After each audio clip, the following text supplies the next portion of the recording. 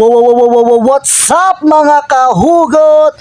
For today's video ay mag-food trip na naman tayo at napasugod na nga tayo sa nalaman natin na balita na pinipilahan at dinudumog na isang Goto Batangas.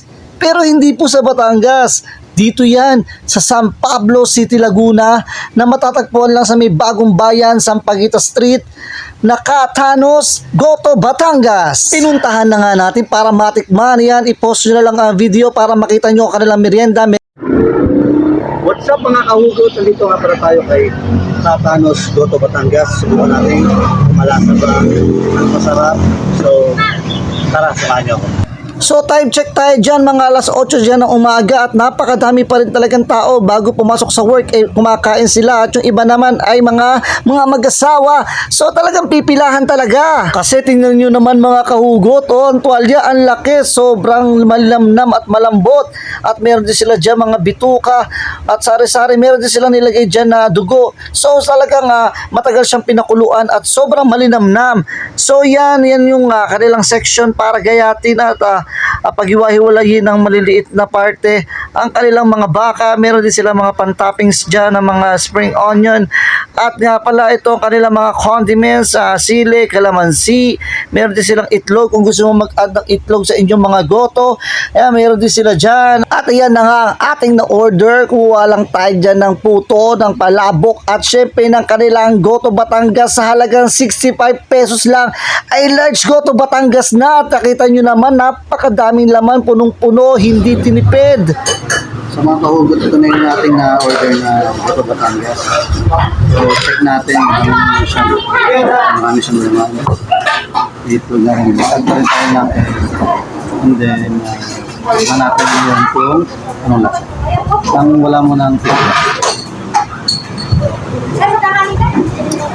Okay, may lasa na siya.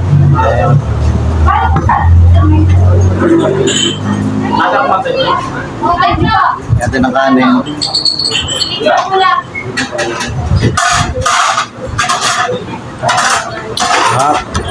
Hindi, nag-order na rin tayo ng 2 puto, isang cheese at isang salted egg na may ginili.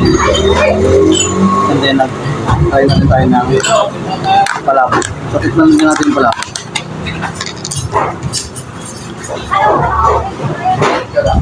Natin ka lang ng sili. Parang gusto ko. Natin.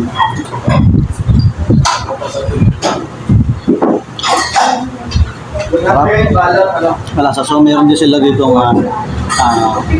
lumpiang sariwa at meron din sila spaghetti.